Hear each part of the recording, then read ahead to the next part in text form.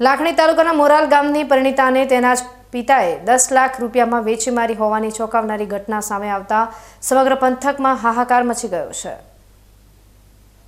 બનાસકાંઠા જિલ્લાના લાખણી તાલુકાના મોરાલ ગામેથી માનવતાને શર્મસાર કરતો એક કિસ્સો પ્રકાશમાં આવ્યો છે, જ્યાં પિતા પુત્રીના પવિત્ર સંબંધો પર લાલચનું ગ્રહણ લાગ્યું છે।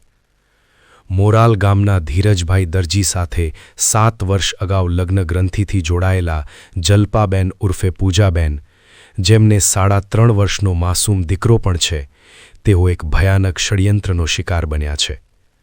ઘટનાની વિગત એવી છે કે જલ્પાબેનના ભાઈનું અકાળે અવસાન થતાં સાટા પદ્ધતિ મુજબ થયેલા લગ્નોમાં તિરાડ પડી હતી।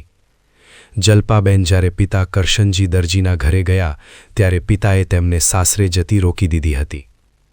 ગત 5 માર્ચ 2026ના રોજ માતા પિતાએ બાલારામ દર્શન કરવા જવાનું કહી જલ્પાબેનને રિક્ષામાં બેસાડ્યા અને પાલનપુર પાસેના મલાણા ગામે લઈ ગયા।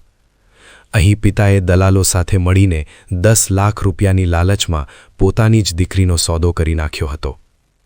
જલ્પાબેનને બળજબરીથી અન્ય શખ્સો સાથે ગાડીમાં બેસાડી દેવાયા અને માતા પિતા તેમને તરછોડીને રવાના થઈ ગયા હતા। મલાણા ગામના કપિલ પ્રવીણભાઈ દરજીએ જલ્પાબેનનો ફોન છીનવી લીધો અને ધમકી આપી કે તારા બાપને 10 લાખ આપ્યા છે, હવે અમારી મરજી મુજબ રહેવું પડશે। પીડિતાનો આરોપ છે કે કપિલ દરજીએ તેમની સાથે અવારનવાર બળજબરીથી બળાત્કાર ગુજાર્યો હતો। જ્યારે જલ્પાબેને કપિલના પરિવારને આ અંગે રજૂઆત કરી ત્યારે સાસુ સસરા અને નણંદોએ પણ તેમને જીવતી સળગાવી દેવાની ધમકી આપી ચૂપ કરી દીધી હતી। જો કે હિંમત હાર્યા વગર જલ્પાબેને કપિલનો વિશ્વાસ જીત્યો અને મોકો મળતા જ પોતાના પતિ ધીરજભાઈને ફોન કરીને સમગ્ર આપવીતી જણાવી। પતિના માર્ગદર્શન બાદ જલ્પાબેન ત્યાંથી છૂટીને સીધા આગથળા પોલીસ સ્ટેશન પહોંચ્યા અને લેખિતમાં ફરિયાદ નોંધાવી હતી। પોલીસે ત્વરિત કાર્યવાહી કરી પીડિતાને તેમના સાસરે મોરાલ પહોંચાડવાની વ્યવસ્થા કરી છે। અત્યારે જલ્પાબેન ભાઈના ઓથાર હેઠળ છે। તેમને ડર છે કે પિતા અને દલાલો તેમનું ફરી અપહરણ કરી શકે છે અથવા સમાજના કહેવાતા આગેવાનો સાથે મળી તેમના પતિ પર દબાણ લાવી શકે છે। એક દીકરીના પિતા જ જ્યારે ભક્ષક બનીને 10 લાખ રૂપિયા માટે દીકરીના સંસારને વેરવિખેર કરી નાખે ત્યારે સમાજ વ્યવસ્થા સામે ગંભીર સવાલો ઊભા થાય છે। હાલ તો પોલીસે આ મામલે ઊંડાણપૂર્વકની તપાસ હાથ ધરી છે અને સત્ય ટૂંક સમયમાં બહાર આવશે।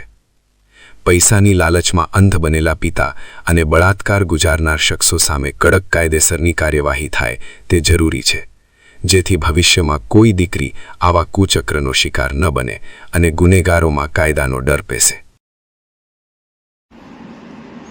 બેન, તમારું નામ શું છે, તમારું પિયર ક્યાં છે અને તમારું સાસરું ક્યાં છે હાલમાં? અમારું પિયર ડીસા છે, સાસુ મોરાલ છે।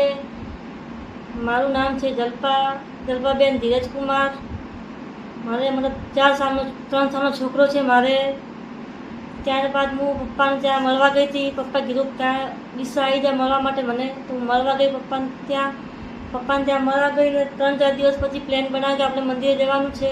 તો મંદિરે ગયા બાદ મંદિરે નામ ના આવ્યું કે મંદિરે જવું હોય, આપણે મંદિરે જઈને પાછા આવીએ એમ કરી મને મલાણા લઈને ગયા, મલાણા ગામમાં લઈને ગયા। ત્યાં જઈને પપ્પા ત્યાં આવ્યા હતા ભેગા પપ્પા ચા પીને નીકળી ગયા, મને મૂકીને મતલબ ઉતાર્યા એકલા। તો હું ત્યાં રોવા માંડી કે મને મતલબ લઈ જાજો પેલા પણ પરવીન ને મમ્મીને મતલબ ત્યાં આવ્યા, મમ્મી છોકરોને બધા કપિલને મને એમ કીધું કે તું મતલબ ત્યાં અહીંયા જ રહેવાનું હોય તો આપણે મને છૂટ આપી છે, તું અહીંયા નહીં રહેતા હું તને મારી નાખીશ, કાપી નાખીશ, ધમકી આપતા મને।